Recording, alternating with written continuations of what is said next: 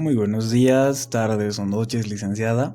Mi nombre es Adrián Abraham Yamaca Cuno, soy del curso primero A de la carrera de Pedagogía y este es mi trabajo práctico sobre la concepción de la niñez.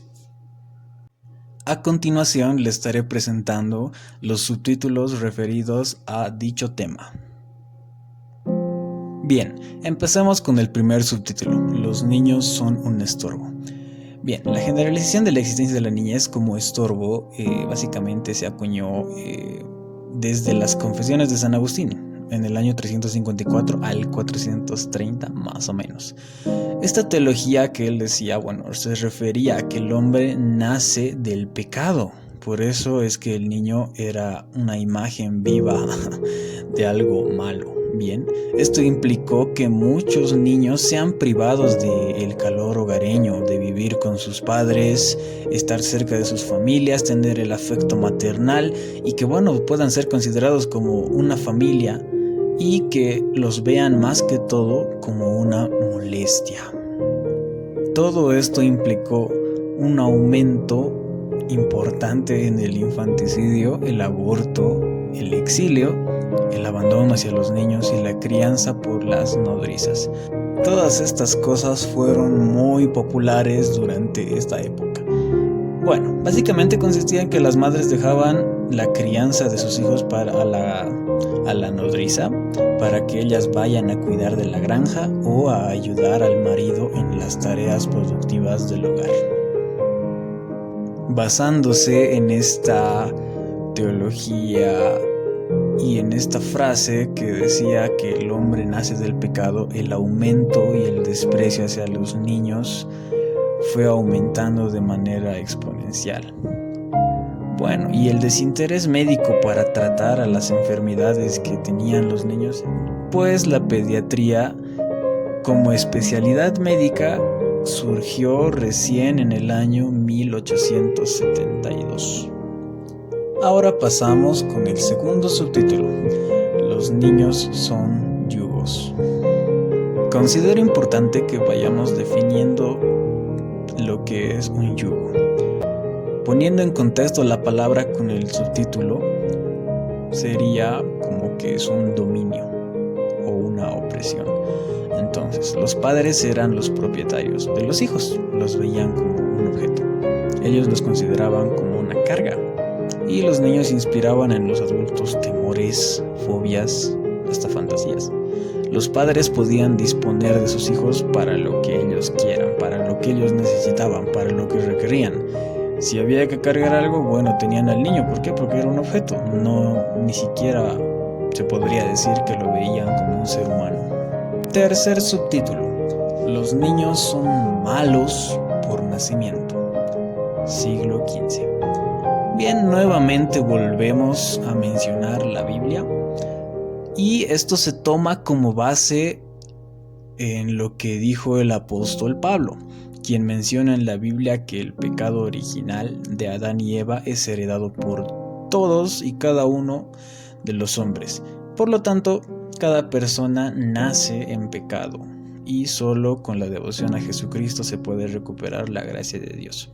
Es cierto que los temas referidos a la Biblia muchas veces crean controversia en las personas. Unos lo entienden de una manera, otros lo interpretan de otra.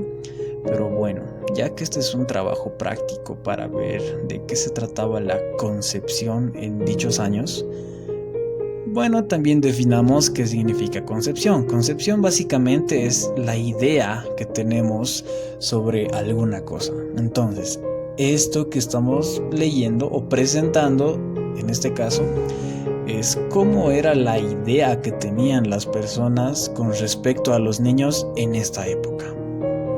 Pasemos al siguiente subtítulo. Subtítulo número 4. El niño como propiedad. Siglo XVI. En esta etapa se da un marcado interesante entre los aristócratas, teólogos y filósofos. Pero la idea más o menos que ellos tenían en común era que el niño era una propiedad o un recurso económico. Bien, Entre las familias campesinas de aquellos años, entre los 6 a 7 años trabajaban en los quehaceres del hogar, ya sea limpiando, barriendo, qué sé yo. Entonces, a partir de los 9 a los 10 años se les animaba o directamente se les obligaba a trabajar como sirvientes en otras familias acomodadas. Bien, el trabajo que dejaban de hacer los hermanos mayores eran asumidos por los hermanos menores o por los niños más pequeños. Era una especie de jerarquía. Bien, esta visión se presenta en la cultura andina, donde la participación infantil en el pastoreo o la agricultura es muy activa. Esto da mucho de qué hablar, ya que estamos en el siglo XXI, bien, y hasta ahora seguimos viendo esta clase de costumbres dentro de toda nuestra cultura. Y bien, este trabajo infantil es un aporte importante dentro de la economía familiar, claro que sí, pero no se considera ninguna retribución para el niño. Realmente no es que le paguen o es que él vaya a ser muy beneficiado por dicho trabajo. Bien, antes de pasar al siguiente subtítulo, me gustaría hacer una pequeña división entre lo que ya vimos y entre lo que vamos a ver. Ya mencionamos que a los niños los veían como objetos, como propiedades, como algo que se podía usar, como seres malos, como seres sin alma, pero a partir de ahora, en el siguiente subtítulo, o sea el número 5, vamos a empezar a ver cómo ha ido evolucionando el concepto sobre lo que es la niñez. Subtítulo número 5. El niño como adulto pequeño, siglos XVI al XVII. Bien, en esta época se consideraba a los niños capaces de poder adoptar cualquier actividad y que tenían la misma conducta que los adultos en la sociedad. La diferencia solamente era el tamaño físico y su nivel de experiencia. Dicha concepción del niño como un adulto pequeño persistió en sociedades donde a los niños ya no se los llevaba a la escuela. Un ejemplo claro es Inglaterra y Francia. Los niños dormían junto con los adultos, usaban la misma ropa, trabajaban en las mismas faenas y hasta se divertían con los mismos juegos. Asistían a las fiestas y escuchaban chistes subidos. Bien, como dije hace rato, esta fue una etapa interesante, una etapa donde el concepto de niñez iba evolucionando. De verlos como objetos ya los vieron como personas adultas, cosa que ahora ya sabemos que no es así. Considero que debemos respetar cada etapa de cualquier persona, su niñez, ya sea su adolescencia, su juventud, y una vez que llegue a la etapa adulta, que se respete cada uno de los tiempos. Aquí en esta etapa podemos ver realmente que como que querían saltar las etapas, ¿no? Como que ya no había esa diferencia entre ser niño y ser adulto. Querían hacer de esos dos términos, de esos dos conceptos, uno solo. Considero que tenemos mucho en qué reflexionar en este subtítulo. Subtítulo número 6. El niño es una pizarra en blanco. Bien, lo que difunde que el niño es como una pizarra en blanco, donde no hay absolutamente nada escrito y por lo tanto el niño no era bueno, tampoco era malo, no nacía con conocimientos innatos, como se pensaba años atrás, solo que aprende a través de experiencias sensoriales o, de la actividad del día a día. Pasemos al siguiente subtítulo, el infante como un ángel. La niñez era vista como un estado de pureza e inocencia. Ahora ya nos encontramos en el siglo XVII en adelante. Bien, se afirmaba que los niños venían del cielo y de los seres angelicales que rodean al trono de Dios, y por ello se creía que el pecado no los había tocado. Tampoco la corrupción. Había una idea que el niño tenía una bondad esencial. Aquí vemos, como dije ya unas 2 veces, si no me equivoco, que el concepto de niñez iba cambiando conforme pasaban los años.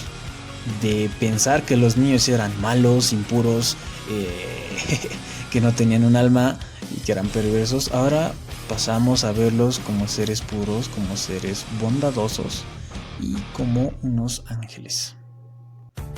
Paralelamente a esta postura de ver a los niños como algo muy bueno, existía su contraparte que ha llevado a actitudes de castigo y de maltrato hacia los niños, porque en esta visión estaba implícito que el niño era un salvaje que hay que domesticar.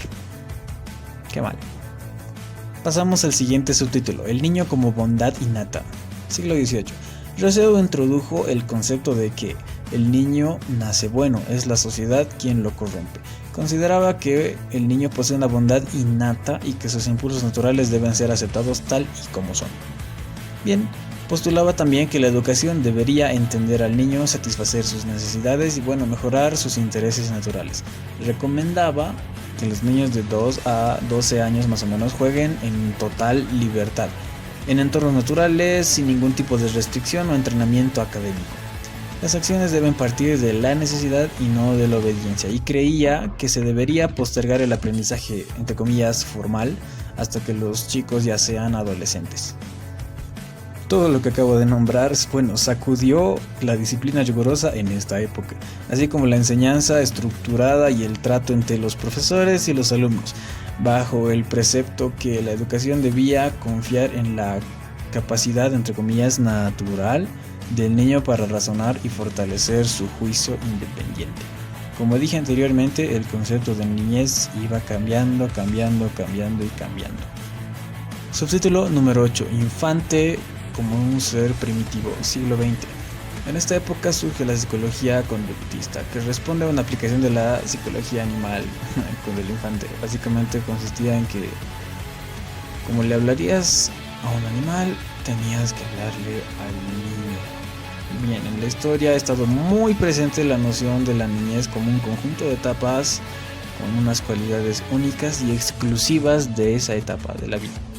Sobre esta concepción se crearon muchas propuestas educativas que se basaban en las características del desarrollo infantil. Como siguiente subtítulo, el número 9, tenemos a El niño es un ser lúdico. Años 1946 a 1981. Erikson, en su libro Juguetes y razón, reivindica que los niños deben jugar solos y define al juego como el entrenamiento de la vida, porque le permite construir su identidad. Bien, a un niño le gusta jugar no porque es fácil, sino porque le resulta difícil. Es un reflejo práctico de las necesidades de dicha época. El concepto de niñez va tomando más forma. Subtítulo número 10. El niño como sujeto social de derecho. Seguimos en el siglo XX. Con el surgimiento de la Convención de los Derechos del Niño en los años 50 se logra que al fin se considera al niño como un ser social que tiene derechos y a la vez tiene deberes. Básicamente establece que la sociedad y el Estado deben brindarle la protección, la educación y atención para la satisfacción de sus necesidades básicas y para que él pueda lograr su bienestar integral. Aquí es donde vemos el surgimiento de los derechos hacia los niños, para que ellos tengan un derecho a la educación, derecho a la salud, derecho a la familia, y etc. Siguiente subtítulo. La capacidad del niño para aprender más allá de su nivel de desarrollo. Bien, aquí tenemos nuevamente lo que decía unos subtítulos atrás, que se quería tomar el concepto, dos conceptos en realidad se los quería juntar, el concepto de un niño y un adulto. ¿Qué pasa cuando entremezclas esto? Bueno, no sale realmente algo bueno. Bien, los niños aprenden desde pequeños diversas cosas propias de las personas adultas, o se les exige habilidades o aprendizaje sin considerar su capacidad o su nivel de desarrollo. Aquí debemos tomar en cuenta. Les pongo un ejemplo. Si a un niño le pides que trabaje de cargador, así como lo haría un adulto, el niño no va a poder. ¿Por qué? Porque todavía no ha desarrollado, para empezar, todos los órganos de su cuerpo. No ha adquirido aún la fuerza que tiene un adulto. Ahí es solamente un pequeño ejemplo de la magnitud que implicaría el juntar el concepto de un niño y un adulto. Bien, el respeto de la identidad de los niños como niño o niña. Bien, Esta identidad se crea en el seno de una relación intersubjetiva. ¿A qué nos referimos? En que el niño crea su identidad a partir de la relación con las personas que le cuidan y seguidamente con el resto de personas que lo rodean y que son importantes para él. Es decir, sus familiares, sus cuidadores, sus profesores, sus amigos, compañeros, primos, primas, etc. El hecho de no estar identificado, inscrito, documentado, no solo vulnera el derecho a la identidad, sino que genera las condiciones propicias para los delitos tales como el tráfico de niños, la explotación sexual, comercial y la apropiación ilegal, y además dificulta el acceso y permanencia dentro del sistema educativo. Pasemos al siguiente subtítulo, el reconocimiento a la permanencia a una familia como base de la identidad. Bien, cada familia básicamente es un vínculo social que debe encontrar su propia identidad. Bien, establecer puntos de referencia que guíen, eduquen y orienten a sus hijos. De este modelo, cada familia elabora su propia variante: papá, mamá, hijo, tío, tía, hijo, prima, abuelo, abuela, hijo. En general, a través de tradiciones, valores y creencias que cada una de estas familias tenga.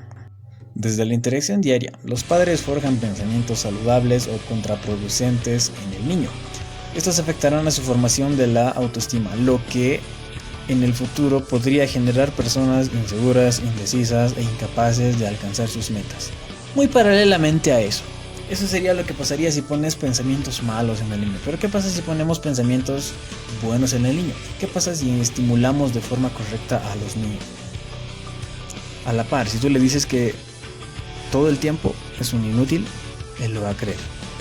Pero si tú también le dices que es inteligente, que él puede lograrlo, que no se rinda, que él es muy listo, que él es bueno en lo que está haciendo, vamos a poder ver resultados completamente opuestos a los que acabamos de mencionar.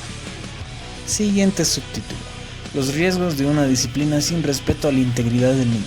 Los métodos de crianza que se basaban en la creencia de moldear al niño y quitarle la maldad innata que tenía adentro, ofrecía razones para que los adultos usen la disciplina hacia los niños, una disciplina que podía llegar hasta ser despiadada y cruel.